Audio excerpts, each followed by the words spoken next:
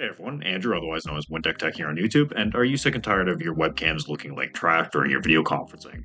Whether you're looking to bring one on the go or have one permanently set up, I've got two webcams here for you to look at from OBSBOT.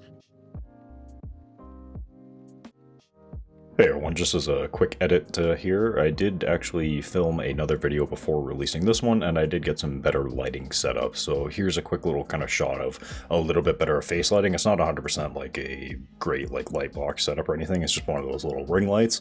But here you can see the performance difference between better lighting conditions and kind of lower light or just regular house lighting.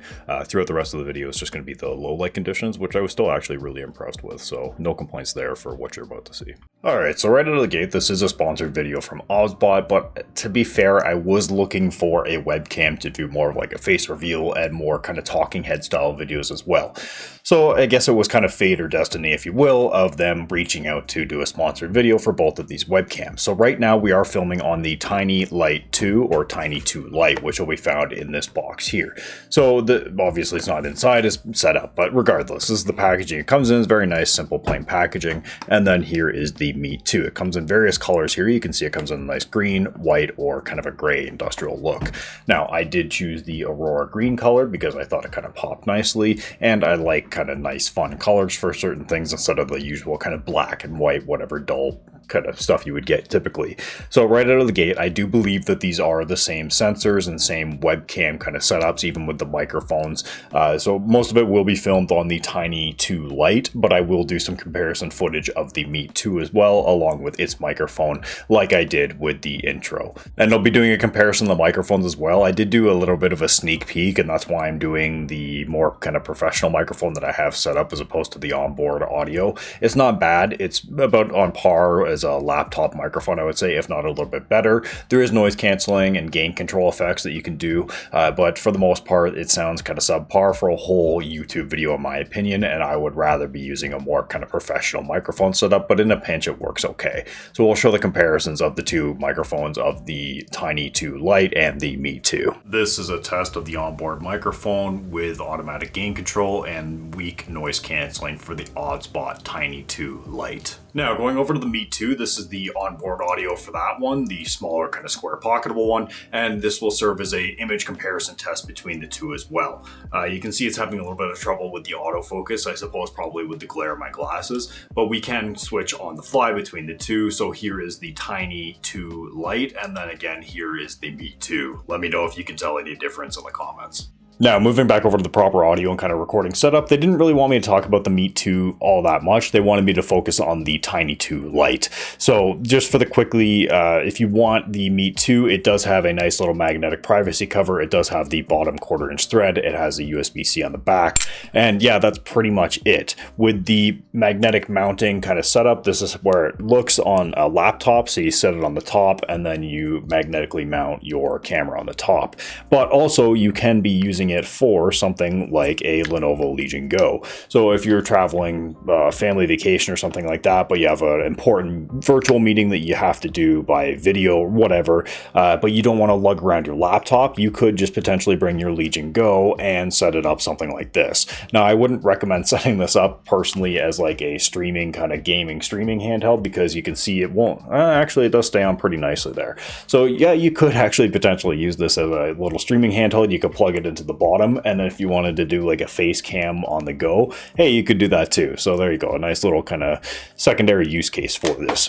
But as you can see, it's not the most sturdy, so I wouldn't trust it all that much.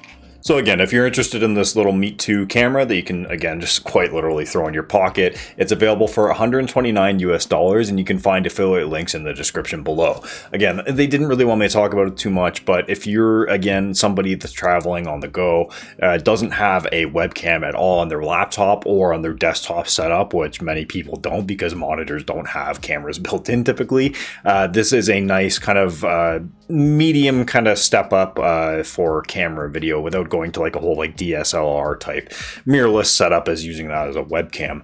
So personally, I would probably go for this one if you aren't doing kind of big presentation style videos where you would benefit from using the gimbal all the time. And if you're just sitting at a desk, this is going to be more than enough for you. Again, you can find it in the description below. So switching gears back over to the Tiny Lite, it is currently on sale, but its full retail price is $179 USD. So that is a bit of a step up, but I would say it is worth it for a very nice gimbal tracking effect. So if I really wanted to stand up and allow it to track me, it can allow for that. I do apologize for the chair movement sounds. However, we can see here that it will do a nice tracked zone over there, and I do have a nice kind of dead zone created of where it will not track.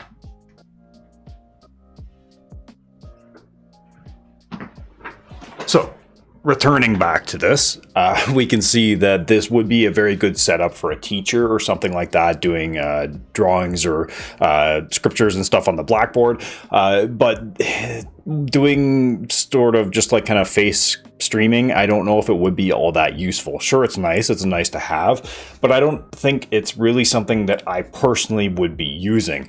There is more kind of effects that you can do, so we can either do upper body or like close up or headless tracking. There is different modes and various presets that you can use, and there is also StramDeck support, which is super nice for when you're using the presets. There is no privacy cover on the Tiny Lite. It does in fact just kind of point downward, pointing down at its black base, so it's effectively shut off, but it could still technically record, but you can hardwire shut off the microphone from the system. And here we'll take a look at the software. So I'll give kind of a quick rundown of everything. Excuse me for kind of turning away, but we have it on the normal tracking mode. So this is the kind of normal AI gimbal tracking mode. We can also do a close-up, which doesn't really seem to do too much when I'm sitting this close, but I imagine if you are standing further away, it will in fact kind of zoom in. As well, we do have a headless mode, so they advertise this as being able to try on various outfits without revealing your face. So again, this would likely work best when you're standing further out and you're doing something like this. But if we move on to the lower body, same sort of thing. It's not going to reveal your face, but it's going to do more of a kind of face down shot. So this would be if you're doing like shots on your desk. I don't currently have it set up optimally for that. I have it more set up again for just kind of face tracking, which is what I'm using it for. So that's pretty simple to use software. You can do hand tracking as well, where it's going to track either your left or right hand. So right now I can have it set to tracking my left hand, and it's going to track it wherever it's going to go. I don't really know why you would want it to track like that, but maybe if you're kind of doing stuff on a blackboard again, more teach-oriented stuff, but I'm just kind of basically keep it at simple settings like this. So if we do see going into the image settings, there is various image settings you can play with. The only things I've changed is going to the global autofocus here, and then we can see here as well that there's more settings to control the gesture controls. I do personally have them turned off because I find them very finicky. They're not really that great in my opinion. I would just rather use my StramDeck presets that I have set up. So if you do have a StramDeck and you just couldn't hit them on the fly, that's going to be even better for you, I think, unless you are doing kind of blackboard or presentation type work where the gesture control does make a little bit more sense to do that in your situation. But for me personally, I didn't really see a need for it.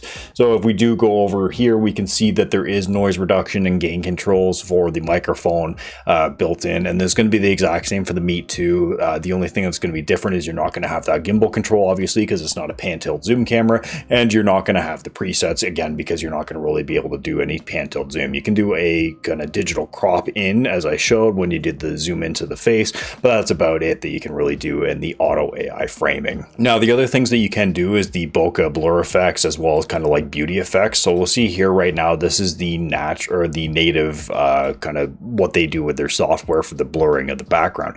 But if you do have an NVIDIA graphics card that can take advantage of the RTX kind of stuff that they have for their RTX Studio, you can enable that like this, and it does provide, in my opinion, a much nicer clean out around the head. It doesn't really blur out the back of my headrest as much compared to the other ones, and when you kind of do bump it up to the blur, high quality blurs, it does look a little bit kind of comical or clowny in my opinion, so I typically don't really go above 2. I think 2 is one of the better ones for if you want to maintain some sort of privacy. Again, if you want to just block everything out, you can, but professionally, I would just use it in a lower setting just to kind of provide a nice in focus picture of yourself. So to keep things nice and short and to round it off, again, to recap, the Meet 2 is more the affordable option and probably one that's going to appeal more to the masses because it's pocketable. You can just throw it wherever you want. Again, to be repeating myself over and over about how pocketable it is. Again, you can both mount them in a professional sense with the 1/4-inch threads and everything, but the monitor top little mounts that they have work fine enough. And again, I'll show a production kind of video throughout it to just show off how they mount to certain different devices. But again, the gimbal effect, having it on a desktop monitor, for me, it doesn't really do anything in my setup. If I was maybe going to be moving around a bit more, like kind of doing bigger presentations, or you know, even if I'm just kind of zooming out and doing a look at a handheld or something like that, that could be useful for the gimbal and the zooming in and out effects that it does have to appear to be a little bit better and more consistent over the Meet 2. But again, for the masses, I would say Meet 2 is going to meet your expectations and exceed them. Now, for the Tiny 2 Lite, I would say, if you're a teacher or if you're doing a lot of presentations or if you are doing a lot of video professional calls, I would say it's worth the price premium to go over the Meet 2. It's not that much. And again, currently it's on sale right now at the time of filming. I can't guarantee it, but at $179 versus $129 for the comparison of the two, the price justification is there, even though they are the same sensors. And that'll wrap it up for this one. Again, huge shout out to OBSBOT for reaching out and supplying both of these webcams for review and for personal use. You will be seeing them being used more throughout the production of my videos and stuff in the future. This is just kind of the first big one, I guess, with it, obviously with it being the sponsored view. So what I'm going to be personally using it for in my setup is I'm going to be using it as a multicam setup for when I'm doing, again, my products, displays and unboxing, things like that. I think it would offer a very nice kind of change of pace of just kind of the typical one angle overhead shot. Maybe not for everything, but for some use cases. Let me know if you guys are interested in getting these in the comments below. If you are interested in the Meet 2 or the Tiny 2 Lite or even any of their other products, please feel free to check them out in the description below. Again, huge shout out to OBSBOT for sponsoring this video and a huge shout out to you guys for watching it. As always, I hope you all have a great day.